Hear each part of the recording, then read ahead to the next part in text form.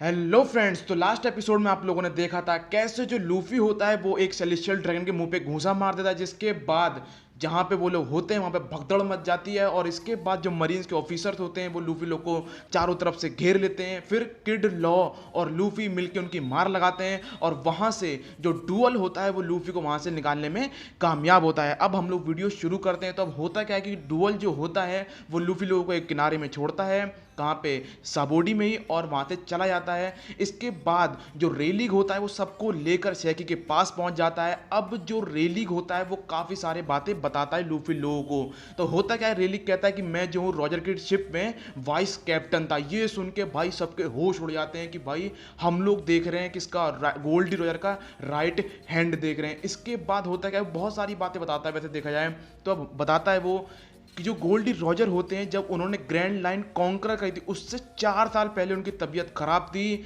तो उनको एक बंदा ढूंढना था जो रॉजर को ठीक कर दे, और वो बंदा कोई और नहीं होता है, वो होता है क्रॉकस। वही बंदा जो लाइट हाउस में बैठता है, कहाँ पे, ग्रैंड लाइन में जब एंट्री होती है जो क्रॉकस मिलता है वही रॉजर को ठीक करता है। इसके बाद और भी बातें पता पड़ती है कि हमारी टीम में शैंक भी था और बगी द क्लाउन भी था। बहुत सारे राज खुलते हैं। इसके बाद क्या होता है, जो सांजी होता है वो पूछता है कि तुम लोग पकड़े क्यों नहीं गए, बस रॉजर ही क्यों पकड़ा गया। तो जो रेलिग होता है वो बताता है कि होता क्या है कि जो रॉजर होता है वो बोलता है कि देखो, मतलब उसकी तबीयत खराब होती है एंड में भी आके, तो वो बोलता है देखो मेरा काम तो हो जाएगा, तुम लोग एक एक करके जो है ग्रुप को डिसबैंड कर देना। तो एक एक करके जो लोग चले जाते हैं और होता क्या है कि रॉजर अकेले पकड़े जाते हैं। इसके बाद उनका एग्जीक्यूशन हो जाता है और इस तरीके से जो है पूरी कन्वर्सेशन खत्म हो जाती है।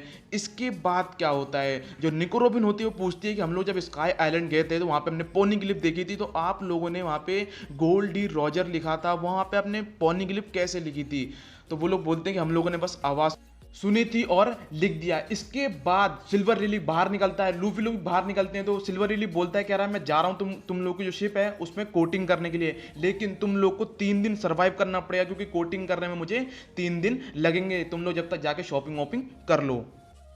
अब मैदान में एक नया एडमिरल आ गया जिसका नाम है किजारू और रियल नेम है बोर्सलीनो। दोस्तों इतनी स्ट्रेंज पावर होती है उसके पास कि दो लोग उसे देखते हैं, उसमें से एक बंदा एक गन का शॉट देता है, लेकिन जो बुलेट होती है वो उसके माथे के सिर के आर पार हो जाती है। इसके बाद वो अपनी पावर की झलक दिखाता है, बस एक अपने पैर से छोटा सा स्लैश मारता है भाई, एक मैंग्रोव ट्री भाई बीच से टूट जाता है। इसके बाद क्या होता है, जो लूफी लोग होते हैं वो बड़े प्यार से घूम रहे होते हैं और इनका सामना भी हो जाता है किससे, बार्थोलोमिया कूमा से। इधर ट्रैफर लॉ और किड, इनका सामना भी कूमा से हो जाता है। मैड मॉन्क भी कूमा से लड़ रहा होता है। भाई बड़ी ही स्ट्रेंज बात होती है। और इसके बाद क्या होता है, जो बाजिल हॉकिन होता है, हॉकिन के सामने खड़ा होता है कौन, किजारू। इधर जो बैजी होता है, बैजी के शरीर से भाई छोटे छोटे छेद होते हैं, उसमें से एक तोपें बाहर आती हैं और जब वो तोप फायर करती है तो पहले तो तोप का गोला छोटा होता है, लेकिन जब बाहर निकलता है भाई एकदम से बड़ा हो जाता है। इसके बाद जो मैड मॉन्क होता है वो भी कूमा से लड़ रहा होता है और कूमा ने मैड मॉन्क की हालत खराब कर रखी होती है। तभी वहां पे एक्स ड्रैक आता है और मैड मॉन्क को एक तरह से बचा लेता है। अब जो कूमा होता है दोस्तों वो लूफी लोग पे अटैक कर देता है। तो 3 लोग को छोड़ के बाकी लूफी पायरेट्स क्या करते हैं, कवर ले लेते हैं। तो लूफी, सांजी और जो जोरो होते हैं मैदान में खड़े होते हैं। ये तीनों अपनी बेस्ट फॉर्म में आते हैं। तो लूफी सेकंड गियर पे आता है, सांजी डिएबल जंबल करता है और जो जोरो होता है वो अपनी गोरिल्ला पाउंड अटैक यूज करता है। ये तीनों एक साथ अटैक यूज करते हैं तो कूमा को पीछे फेंकने में कामयाब हो जाते हैं। इसके बाद जो मैड मॉन्क होता है वो अपना डेविल फ्रूट दिखाता है। भाई उसका डेविल फ्रूट उसे एकदम हल्क फॉर्म में कन्वर्ट कर देता है, एकदम शरीर फूल सा जाता है और करता क्या है, वो कूमा में एक घूंसा रख देता है। लेकिन कूमा की एक बीम मारता है वो बहुत ज़्यादा भारी पड़ती है मैड मॉन्क पे।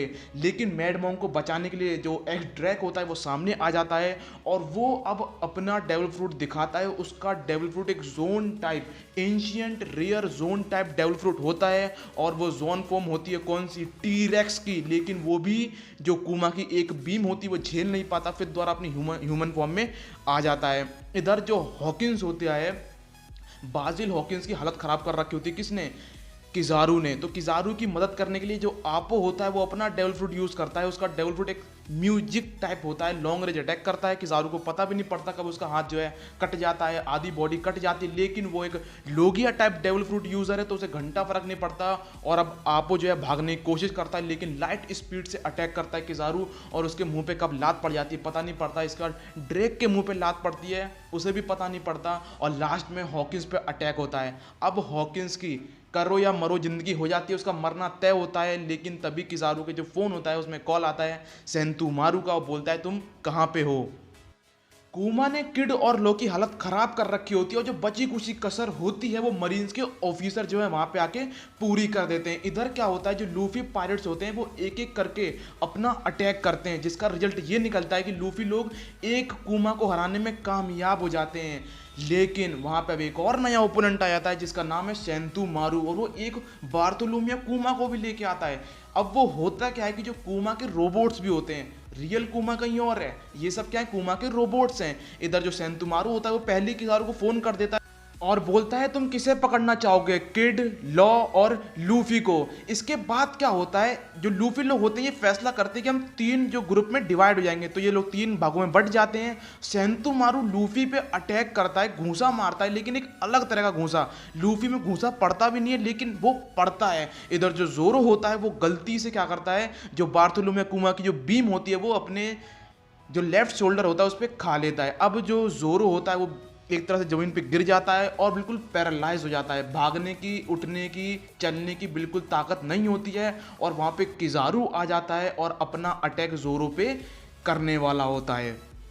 अब क्या होता है, जो लॉ और जो किड होते हैं वो मिलके अटैक करते हैं, उसका भी रिजल्ट ये निकलता है कि ये भी कूमा रोबोट को हराने में कामयाब हो जाते हैं। और इसके बाद क्या होता है कि अब जो किज़ारू होता है वो जोरो के मुंह पे पैर रख के अपनी पावर बना के अटैक करने वाला होता है, लेकिन जो ऊसोप और ब्रुक होते हैं अपनी पूरी दम लगा देते हैं।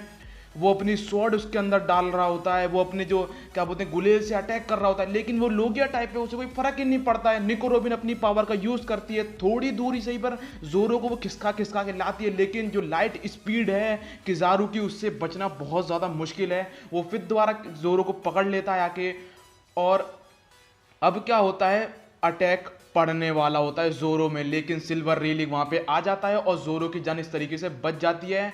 और जब ऊसोप होता है वो जोरो को उठाता है और भागना शुरू कर देता है, लेकिन जो कूमा रोबोट होता है अब वो उनके पीछे पड़ जाता है। तो जितने भी लूफी पायरेट्स होते हैं वो जोरो की जान बचाने की कोशिश करते हैं, लेकिन सब वहां पे धीरे धीरे क्या होता है, ढेर हो जाते हैं। अब ये चॉपर देखता है, चॉपर बस खड़ा होता है और देख रहा होता है कि ये क्या हो रहा है। वो 3 रंबल बॉल निकालता है, तीनों खा जाता है और मॉन्स्टर पॉइंट में क्या होता है, बन जाता है। लेकिन भाई कुछ तो फायदा होता है, वो ठीक है वो उसे कंट्रोल नहीं कर पाता है लेकिन डिस्ट्रैक्ट तो कर ही देता है।